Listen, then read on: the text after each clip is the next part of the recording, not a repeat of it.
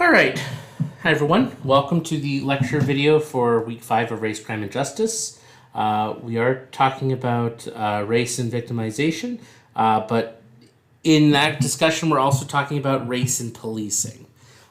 So, very specifically, we are going to have to talk a little bit about the history of policing. So, those of you who've taken Intro to Policing or Intro to Criminal Justice, this should be a lot of review. But for those of you who have not taken it, here we go. So a brief history.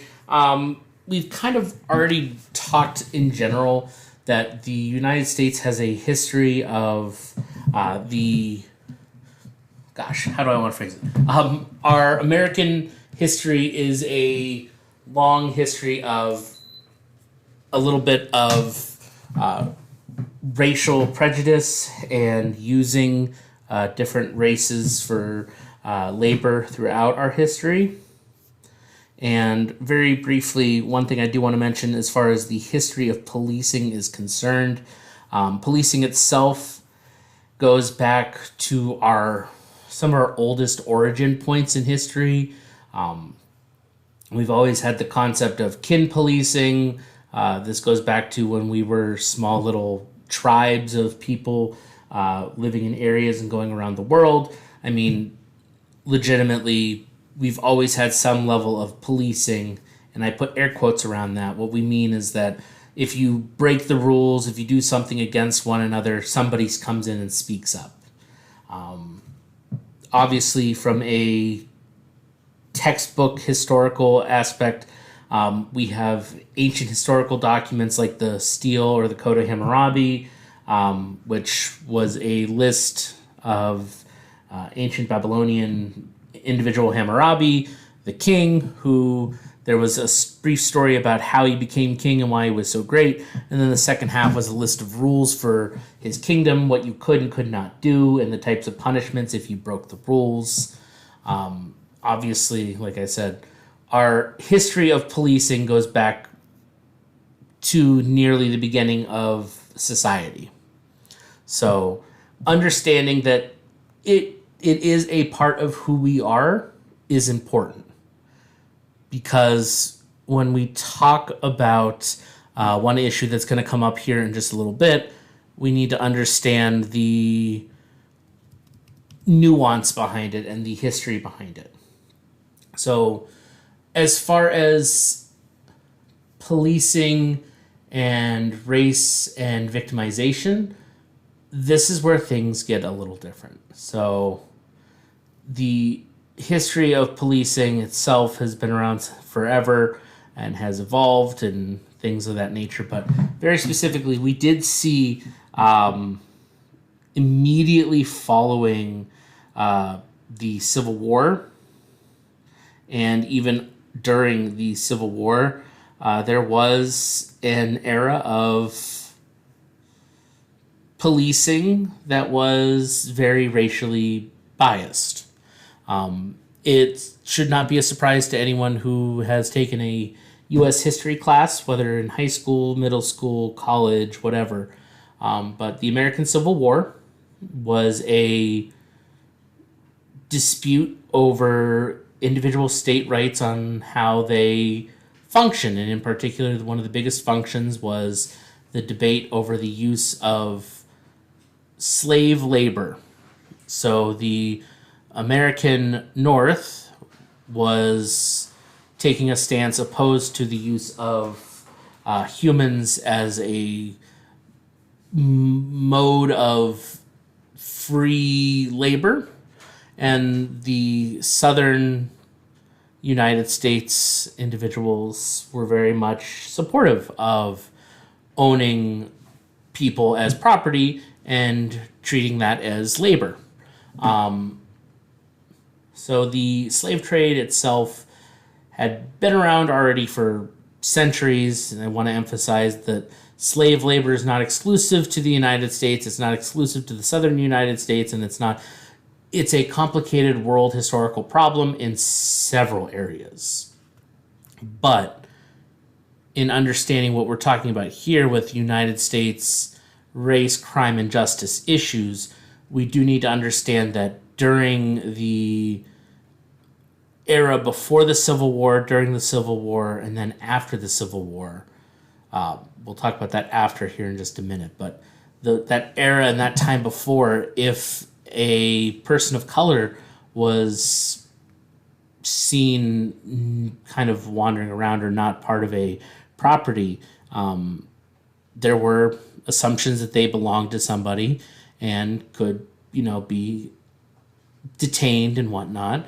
And runaway slaves were a real thing, and there were laws, and the police were used as a means to capture and return slaves who were trying to leave their slave owner and go north towards freedom.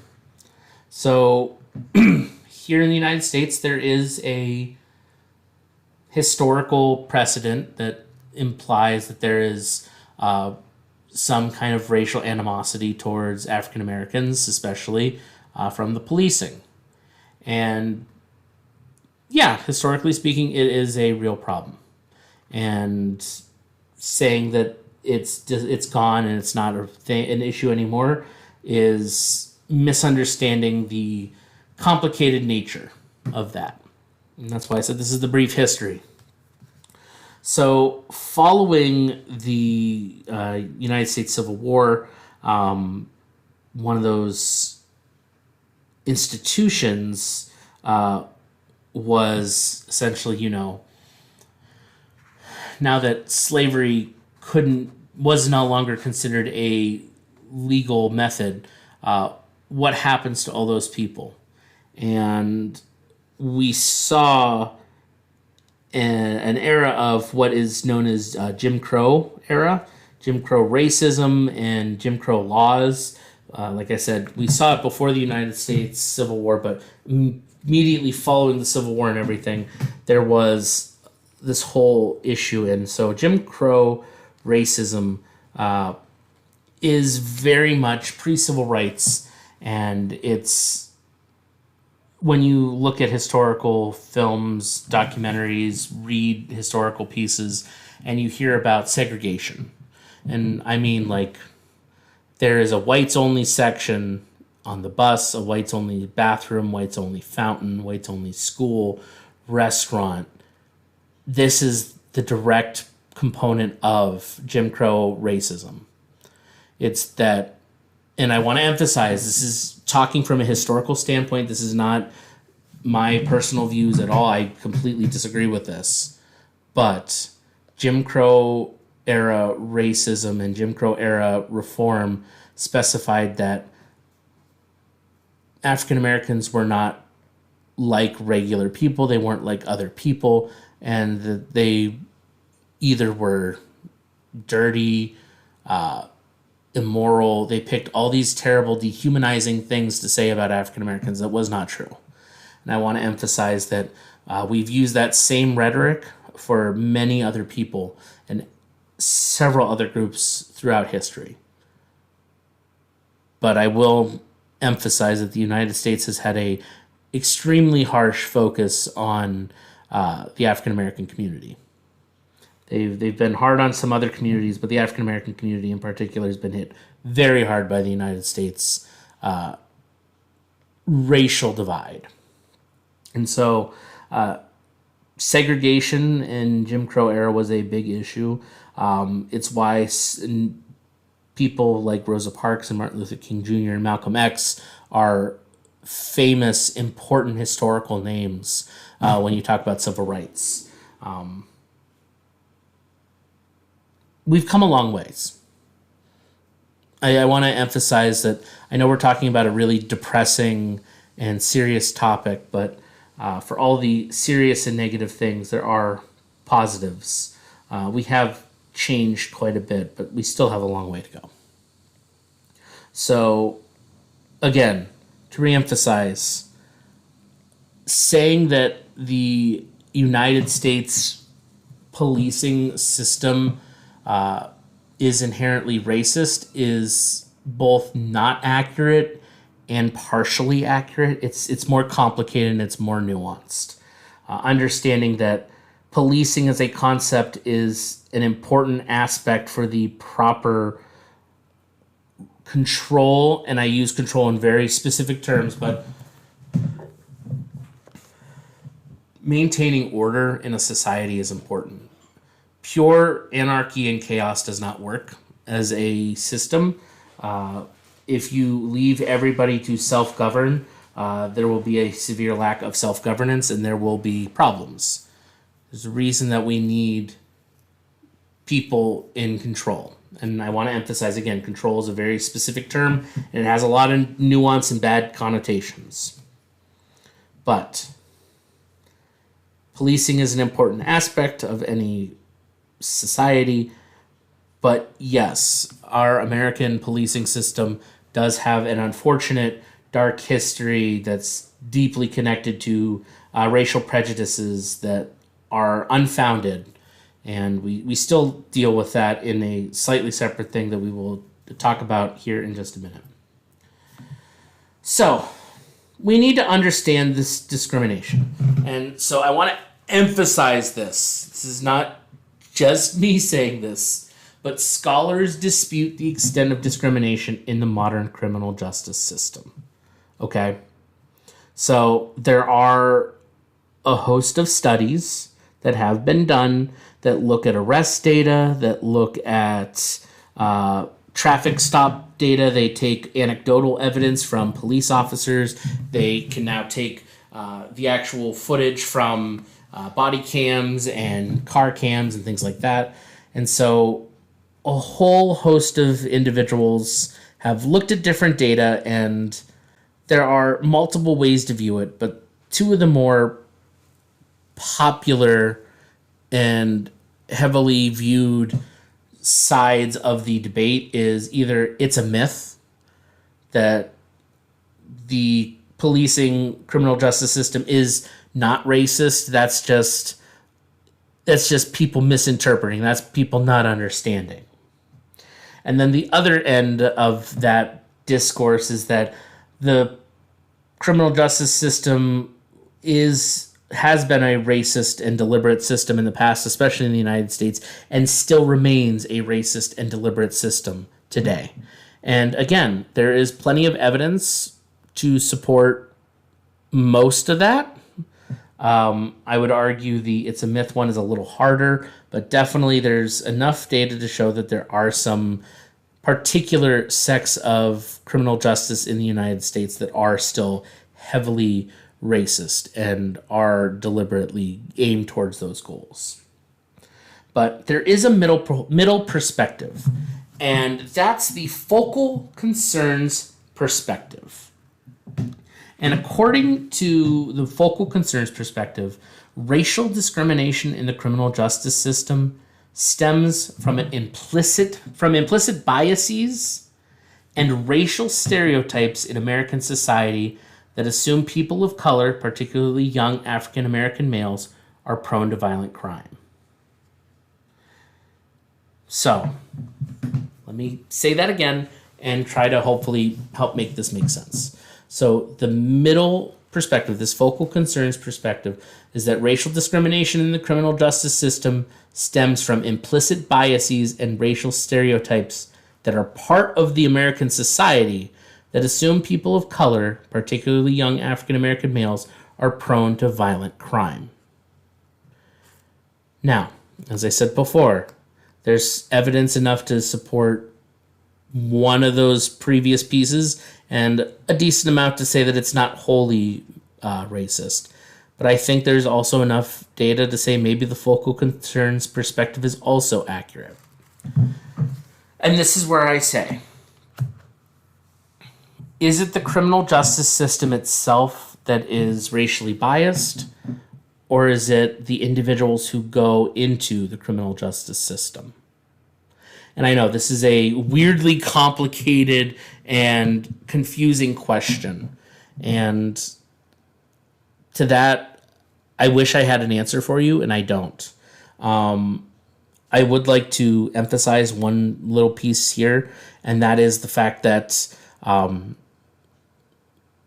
an academic standpoint, students do not enroll in a criminal justice program and then go into policing without a previous desire to go into policing.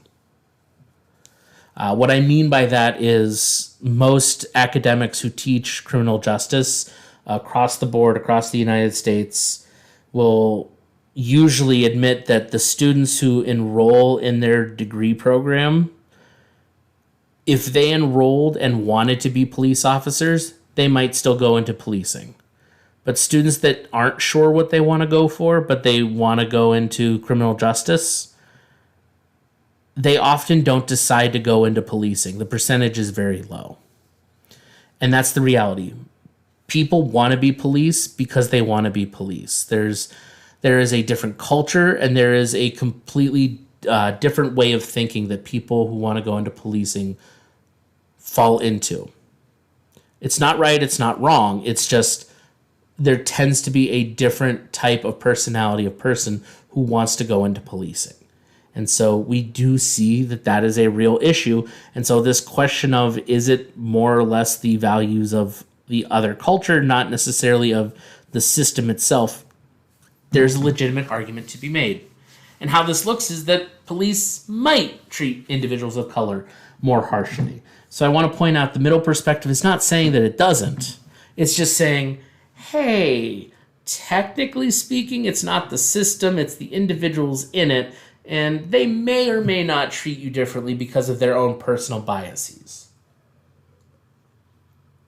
And this is where I will absolutely encourage anybody who has spent time looking into any type of long history of police brutality, especially in the last 20 years, in particular towards African American communities and African American citizens.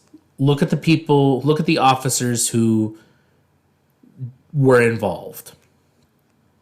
Oftentimes, the officer has some kind of history, or something comes out later that shows that this is not a one-time thing or a first-time thing. That there's almost like there is an implicit bias that the individual has. And if you remember, last week, I asked you for your discussion board to think about our internal biases, our personal biases. Maybe it was 2 weeks ago. But I asked you to think about implicit bias. They're not right or wrong. They're not good or bad. They exist.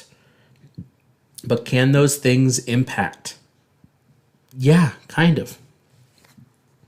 So, just going off of that implicit bias thing real quick, I wanted to say, so there is some national survey evidence from 2017 that found that white police officers are 9 times more likely than white civilians to think African Americans are more violent than white civilians, or than white victims, not victims, perpetrators. That's the word I want. So very specifically, there's been a couple different studies that show they give individuals essentially a fake weapon, and they're told to shoot or not shoot when they see an individual. And white officers from that study actually 9 times more likely than an everyday citizen to shoot a African American individual over a white individual when shown their image and asked if, in that situation, would they shoot or not. It's a whole deep dive weird thing. And like I said, there's been a lot of different research on it. If you're more interested in that, please reach out. I'd be glad to share some of that information with you. But it's interesting to note. So, that being said, we got to talk about this. So, if you've not seen this before, number one, I'm impressed. But number two, it might say a little bit about the environment that you surround yourself in. So ACAB is a particular phrasing around policing. And it is all cops are bastards. It's been around for quite a while, actually. And it actually has its origins in some British circles and punk circles, but that's neither here nor there. Like I said, it's been around for a while, and it holds true that the individuals who are involved in policing, all cops are bastards. The idea is that everyone who goes into policing, regardless of anything else, is morally corrupt or morally wrong. And much like our history of policing and whatnot has told us, there needs to be more nuance. And I want to emphasize that as a criminal justice professor who teaches the theoretical side of criminal justice, I want to emphasize that I'm being very particular and very careful in how I say this. An all or nothing approach like this is inaccurate in any way, shape, or form. So all cops are bastards belittles any kind of potential morality that an individual who does go into policing has and takes away their autonomy. In the same way that a police officer can arrest someone because they have a darker skin tone and assume that they are a criminal because they, quote, look like a thug, is the same kind of thing. It's unfair and it does not do anybody justice on either side. So I want to emphasize that as an academic, policing is heavily flawed right now in our country and has been for quite some time.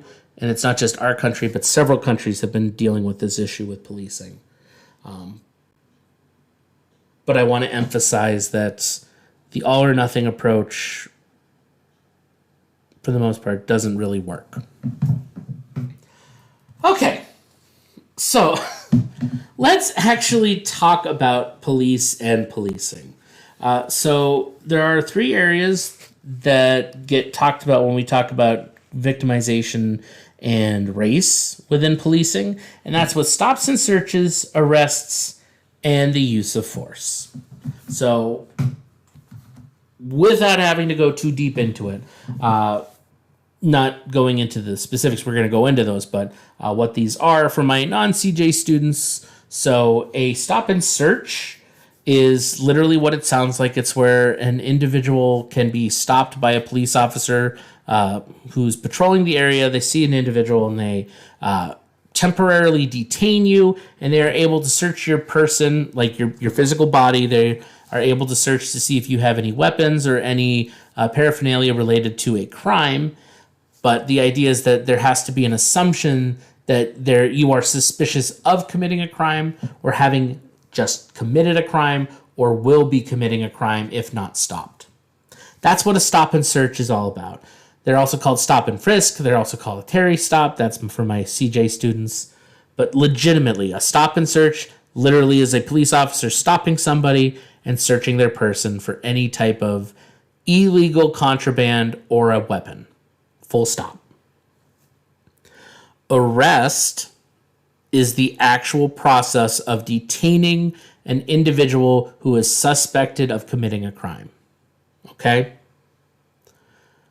The arrest is the actual detaining of the individual who is suspect of committing a crime. It doesn't mean that they committed the crime. I want to emphasize that as hard as it is. And again, I'm emphasizing these definitions for my non-CJ students. My CJ students, you should know this already. But a suspect who is taken into custody who is arrested, they do not have to have actually committed the crime. It has to be reasonable belief that they are the suspect that is being arrested. It's not just, oh, I think you look guilty. No, there has to be some kind of reasonable suspicion behind it, which is a whole nother thing and why we'll talk about some examples. But the arrest is the actual detaining of an individual who is suspect of committing a crime. And then we have the use of force. And this one is controversial. Regardless of anything else, this one is controversial. In recent times, because of cell phone videos and actual body cam footage and whatnot, There's been way more instances of public outcry about use of force, so this is a more familiar term for some of you, hopefully. But the use of force is related to the amount of force that an officer uses during the process of detaining and arresting an individual suspect. I would like to emphasize, police have a lot of discretion in how they proceed, and for the most part, in most states, big asterisks on this, in most states, most police officers, they are allowed to use any reasonable use of force, to detain a potential suspect from fleeing the scene. Reasonable force is often defined as it's not life-threatening and that it is appropriate related to the circumstances. Okay? Again, I say this because I know this gets very controversial. The use of force, typically speaking, should never be deadly force. Deadly force is only supposed to be used when there is a legitimate, imminent threat to the life and safety of either the officer or the general public around them in that area. That is the only time that deadly force is allowed to be used, and even then, it's supposed to be highly scrutinized and not used. Again, I say this knowing that this is a big controversial thing, especially now with all the cell phone footage and body cam footage that we have of arrests. So, those are the three situations when we usually tend to see this, but there are a whole host of examples. So the original textbook gave some, but there are also examples that I would have said in general. So things like the Michael Brown case in Ferguson, Missouri, if you don't remember, 2014, Michael Brown was, shot and killed by a police officer.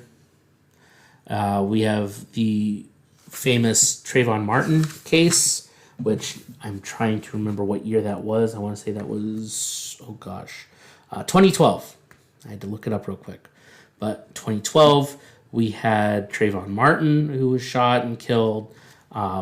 We had Freddie Gray in 2015 in Baltimore, Maryland. He was the individual who died in the police vehicle from a neck and spine injury. If you remember back then, there's Breonna Taylor, there's George Floyd. I mean, we have a list of individuals who have been heavily victimized and died in police custody. And oftentimes they are around the use of force. And this is why it's a controversial thing. I also want to emphasize that every name that I said were all African American individuals. This is why I said it's going back to this whole thing that saying that racial discrimination in the system is a myth is not understanding that there's a lot that says that it is, that it's not a myth, that it is a real thing. And it's why several people can say this is still a racist and deliberate system. But there is nuance here. Not about those cases, I want to emphasize. There's no nuance about the use of force because the footage from literally every single one of those will tell you that the individuals who got hurt were not justified in that hurt, regardless of anything else. So, what we know, and this is just a couple little things.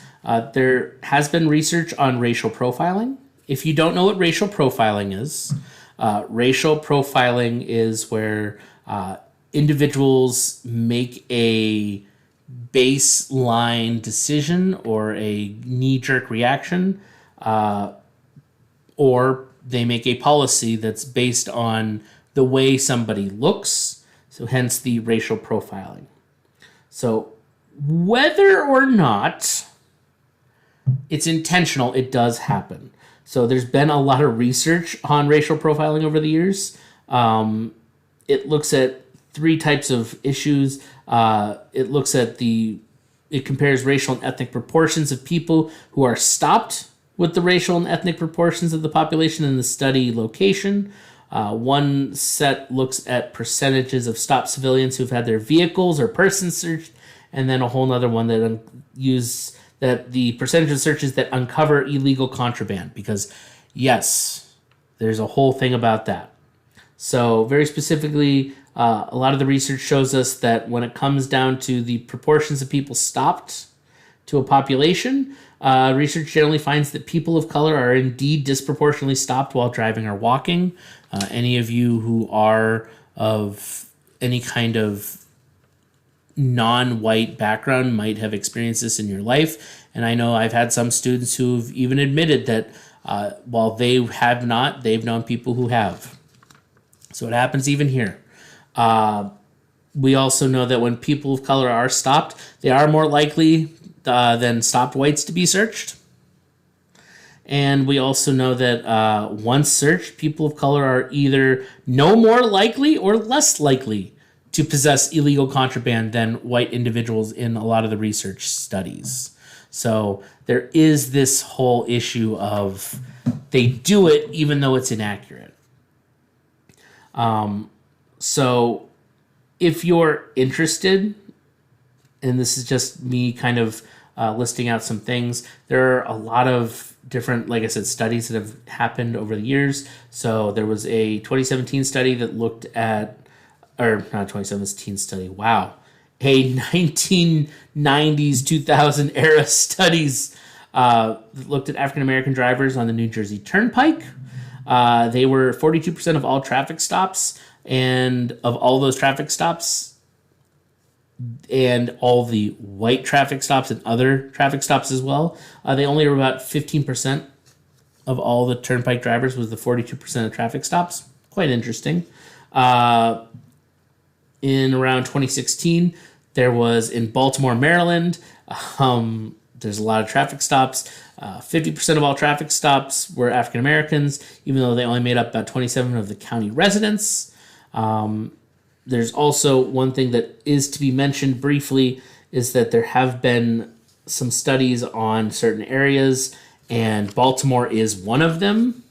And Baltimore has been found several different times for having had more racially guided and prejudiced processes. The Baltimore Police Department has been in trouble for racial profiling on a national level. So it is important to note that this isn't just like one-off things. This is something that has had a long history happening. Anyway, what else do I want to say about this? Sorry, like I said, this is a kind of depressing lesson in general.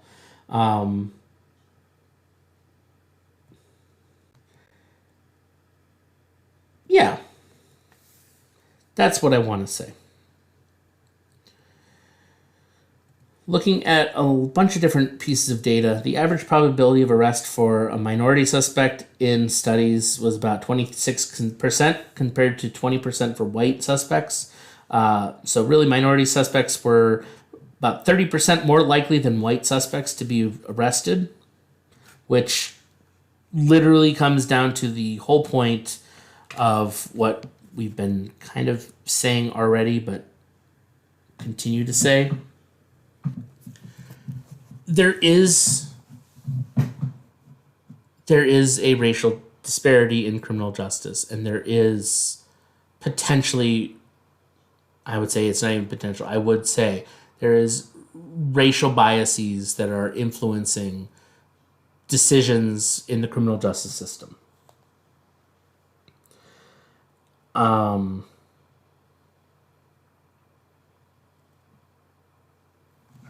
want to take a slight turn here in the lecture, only because I think it's important to talk about, and some people might not want to talk about it, and that's fine. But I think it's important, because we're at the end of the PowerPoint and everything. So, like I said, we know that there is a history of racial profiling in the criminal justice system.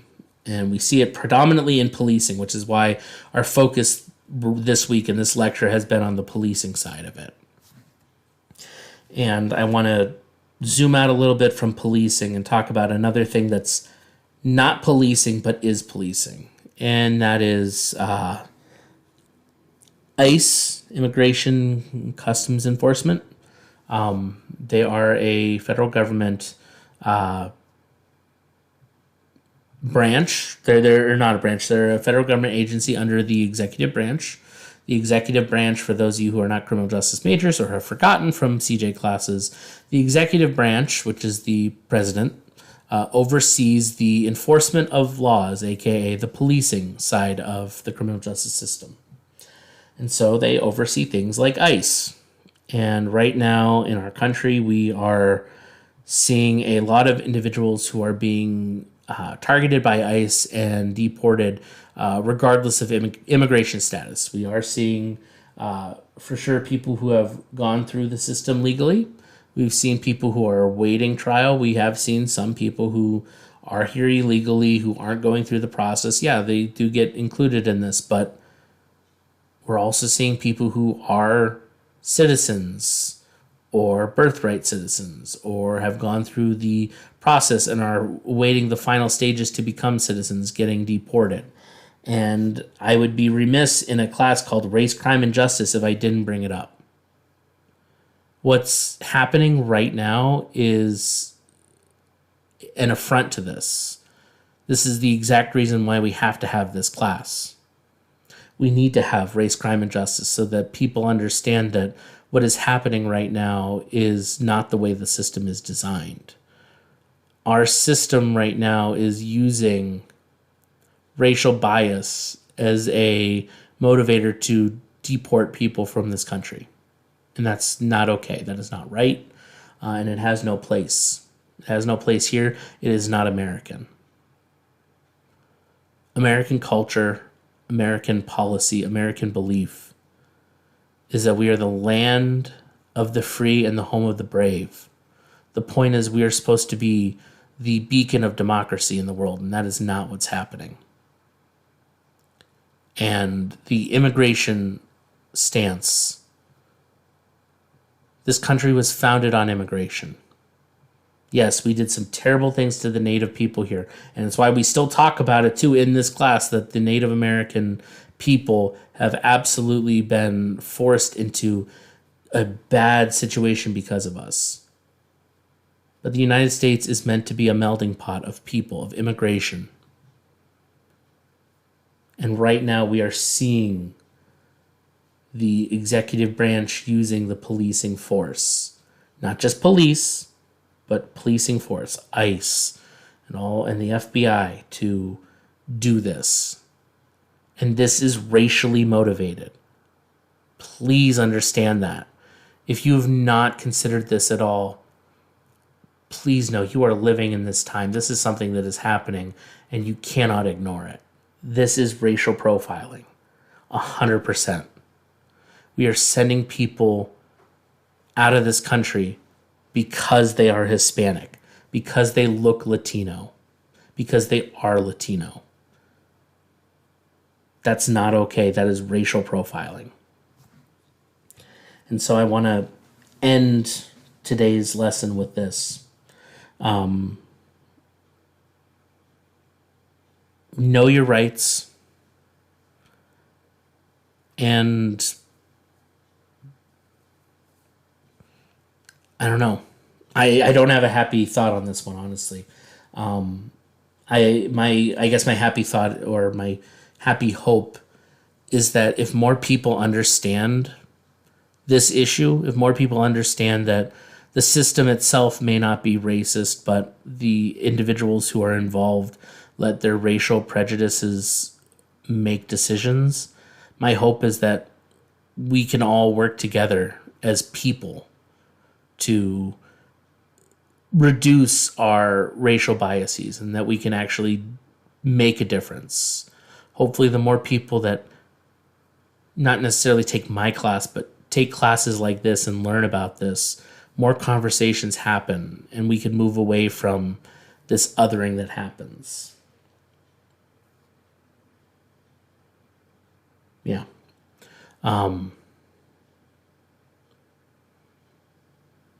Care for one another, not just yourself. There we go. That's a happy, positive note to end on. Anyway, thank you very much for listening to me talk about race and victimization in policing. If I talk more about this subject, it'll get more and more depressing, and we can go down deep dives of every single one of those cases. And honestly, I'll be honest, part of the reason why there isn't a whole lot of, there's no readings for this week is because I don't want to make anyone depressed. Because normally I would have you look at some of the stories about the cases that I brought up. Trayvon Martin, Michael Brown, Breonna Taylor. Like, I would have you read about those cases because that is 100% being victims of the police here in the United States and racial prejudice. But we need to not give in to that depression. So hopefully by just talking about it a little bit was enough for us to understand why this is important. So yeah, don't forget we have a discussion board this week. And yeah, I'll see you in the next video.